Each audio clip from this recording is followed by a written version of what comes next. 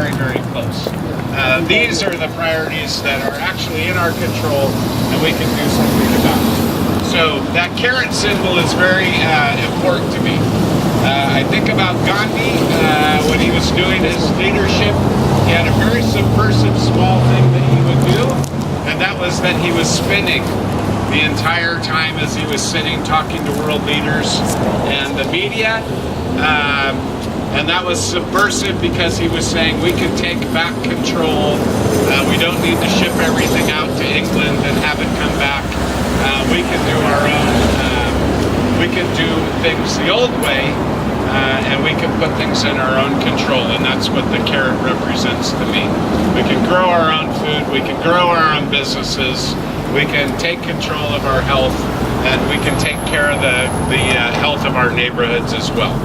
So, and I'm also very pleased because my niece Haley designed this logo, and it's fun to encourage young people. It's something that I enjoy a lot. So let's see. So I guess I'll touch on my experience. I have 31 years of experience doing revitalization and locally focused economic development. I've done it as a professor, an elected official, a property owner, a business owner, a city department director. I've run 2 downtown revitalization organizations and a business incubator from a nonprofit standpoint. I brought investors in. I've lived on the Fulton Mall, and I live in the Lowell neighborhood here behind us as well. I enjoy working with businesses, creating those business districts, and helping people and helping neighborhoods. I've acquired a lot of knowledge over the years as I've done this kind of work. I think of the 10,000 hour rule they talk about in terms of really getting to know your field of expertise. And I know I crossed that 10,000 hour work many years ago as it relates to fixing up neighborhoods and fixing up downtowns and working with locally owned businesses. And then I guess the last thing is something that really became important to me more recently. A word that I had heard a lot, but as a young person didn't fully appreciate, and that is the word perseverance. And that is a skill and a trait that I will bring to this job. I don't wear out, I don't give up. For example, with the Fulton Mall, I was working on that issue in the 1980s and didn't give up then. I tried to get the new City Hall to move to the Fulton Mall. That didn't work. I tried to get the 13th UC campus onto the Fulton Mall. That didn't work. I put together investors and we bought buildings and we got tenants, and then they started leaving because the Fulton Mall was difficult to get your clients or your customers to. So I knew that had to change. We had a council vote in the early 90s, 6-1, to open up the northern third of the block, and the city administration didn't follow through on that vote. That wasn't enough. So still in 2009 in January, we began to put together a plan to open the Fulton Mall and turn it back into Fulton Street. And last October 21st, we accomplished the reopening of our historic Main Street. Not many elected official hopefuls I know would get up here and give you a string of failures, but that's the real world, especially when you're doing this kind of work. Not everything happens, but perseverance, overcoming those obstacles, is the trait that I didn't know that I would need to use so much when I started all of this, but I have seen that it has been what has yielded results over the years. So with that, I wanted to just say I appreciate everyone coming out today. I look at the group of people that are here and think of all of the things that you do on a daily basis to make our community better, and I'm thrilled to have you here at the launch of this campaign, and would be happy to answer any questions that anyone might have, or if anyone wants to tell me what they think. This is as good an occasion as any. Do you have any questions? Nick? Greg, What position will you be giving Peeves in your campaign? He will be in the keeping me calmer. You know, they talk about an emotional support animal. That's his primary role. Pat him a few times, get the blood pressure down a little bit. We're glad to see you. Yes, and he keeps my priorities straight. Feed me, walk me, take me out and back. Yeah, great. Thank you for that great question, Nick. Well, Your biggest challenge, do you think? for the campaign or for the city? For your district when you're elected? Well, I think the question is our biggest challenge as a district. I think, you know, so many of our problems are big, right? And not going to be solved in a short amount of time, like air quality or things like that. But the two things that I think are solvable that are big problems are slumlords. And I will use every resource I have to make sure that our properties in our district are being managed properly, that we're not allowing, I have on my own street properties that are centers for illegal activity that affect the whole neighborhood, but also the quality of the life for the people that live there. And the other, I would say, most solvable problem in our district is something that was pointed out in an article in Reuters, and this is something that I will mention at every event because it has to be dealt with again whether I win or not. And that is a Reuters article that says lead poisoning afflicts neighborhoods across California. Dozens of California communities have experienced recent rates of childhood lead poisoning that surpass those of Flint, Michigan, with one Fresno locale, the neighborhood behind us, showing rates nearly 3 times higher. Blood testing data obtained by Reuters shows. The data shows how lead poisoning affects even a state known for its environmental advocacy, with high rates of childhood exposure found in a swath that goes on about Fresno. And it says in one central Fresno zip code, 93701, 13.6% of blood tests on children under 6 years old came back high for lead. That compares to 5% across the city of Flint. So a solvable problem that is affecting our children is the level of lead in their blood. And we need to be advocating for testing all of our children in these South Fresno older neighborhoods, and we need to be going after every grant possible with this data to be able to do lead remediation in our homes until we know that our children are safe. You can argue about all kinds of things, but it is beyond dispute that lead in our children's blood causes incredible nervous system damage immediately. So these are the kinds of things I don't understand, why we aren't having hearings on this, and why there aren't consistent headlines and stories and editorials on this until this gets solved. And so I'm going to keep beating that drum as long as we know that there's a problem. Yes? Can you talk about your aspirations to work with other city council members on collaborative solutions? Yeah, it's funny, my past experience on the council, I was incredibly annoying because whenever I had a project, I would be willing to compromise it to try to get as much support as possible. And it is something that I believe that I would rather have compromise and move something forward than try to jam something through with just the minimum amount of support. So I expect that I would be getting that complaint again. Can't you just get 4 votes and get this through? And I really want to bring everyone together and move things forward. I'm very much of a moderate, and I think that as we do our priority lists in the neighborhoods, when we start seeing that either extreme isn't really part of the priority list, we're going to find that there are priorities in the middle that most of us reasonable folks like you here would agree that those are the issues we need to focus on. Greg, there's been a significant amount of progress in downtown in the last couple of years.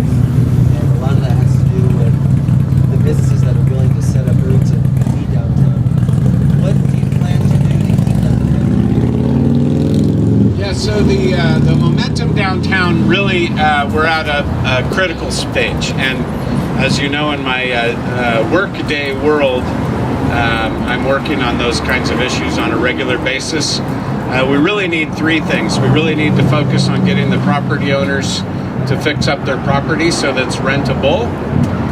We need to work with new businesses and existing businesses to expand our hours and to make sure that we're giving the services and products that the market wants.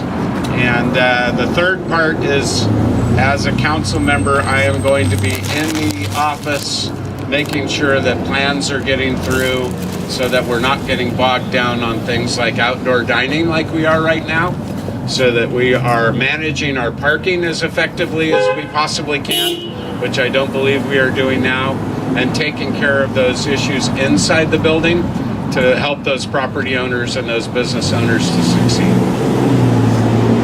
Events also. We've got to start pounding the events. Sergio. So I'm very connected with the immigrant community, and the feedback that I'm getting is that the immigrant community, including myself, feel really let down by the response from the mayor and the rest of the city council when it comes to some of the, I guess, not verbally being supportive of the immigrant community and also the undocumented community. How would Craig Scharton, city council member, be a vocal voice for the immigrants that are our neighbors, our tech entrepreneurs, and especially the ones that are undocumented, that work in our fields and then come back from the fields and into our neighborhood, especially this district? Yeah, and that's obviously an issue that we need to support. It has to be handled at a federal level for major change to happen. And we actually live in a region where even personally, and living in the neighborhood that we live in, I love all of my neighbors, and I want some of them to be really good neighbors, but my undocumented neighbors are my best neighbors of all. So we just need to give them support.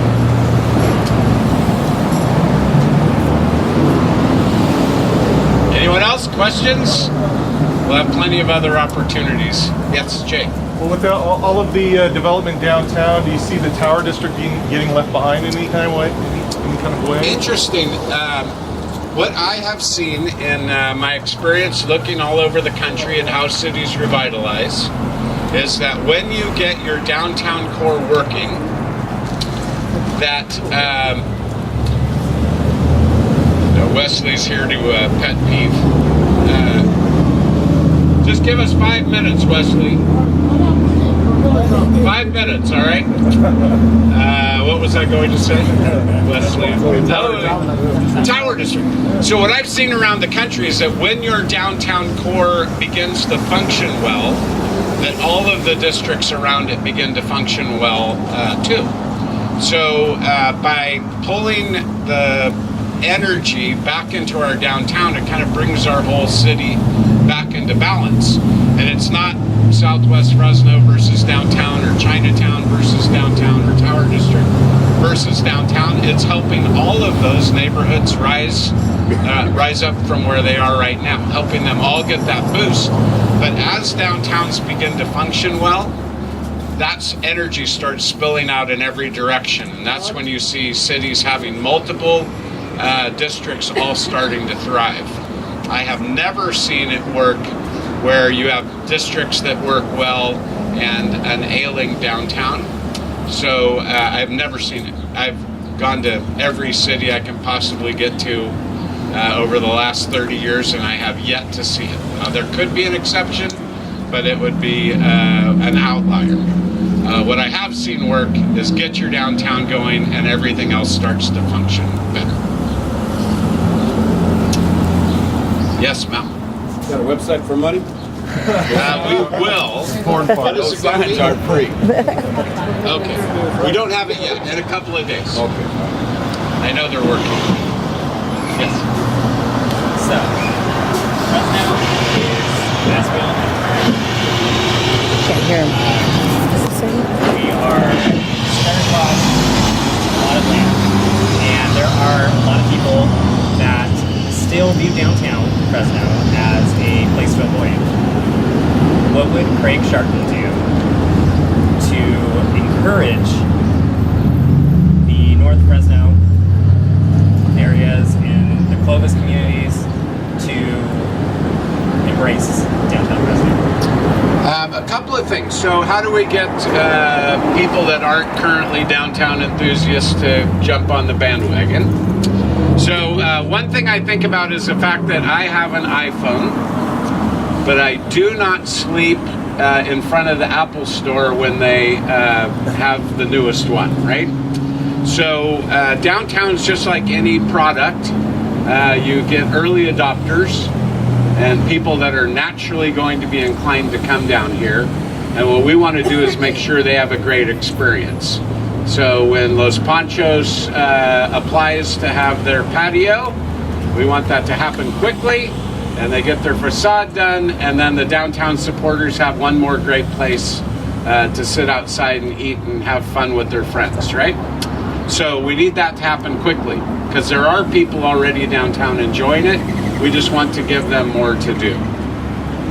The other part with that is I like to think about more than North Fresno, so Kerman, Selma, Fowler, Reedley, Sanger, and think about all of the region coming into downtown. So many of our smaller communities don't have 40 or 50 restaurants to choose from like some of the North Fresno areas, so it might be a little easier to be able to reach out to those communities. But ultimately, as it gets better every year, more and more people will start to come on board and be supportive. It's it's like your car. It doesn't go from 0 to 100. It has to pass through every one of those mile per hour lines on your speedometer. And so we just keep growing every year, and then I look forward in a couple of years to hear someone say, wow, this seems like it happened overnight. And then I will try not to